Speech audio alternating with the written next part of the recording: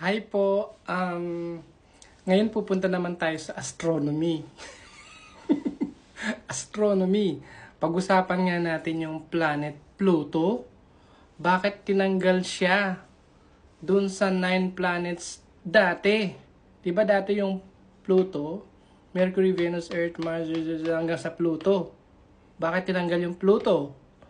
Nung 2006, tinanggal daw yung Pluto as a planet sa solar system natin. Bakit? Yung mga magbabarkada dun sa International Union ng mga astrology, ganyan. Tinanggal nila. Kasi daw, itong si Pluto, hindi loyal sa solar system natin. Kung kanino siya umiikot. Nakikiikot siya, kumbaga nakikipagbarkada siya sa ibang solar system. Tapos sobrang liit daw siya. Minaliit si Pluto. Kaya tinanggal siya. Kaya yung solar system natin ngayon ay 8 planets na lang.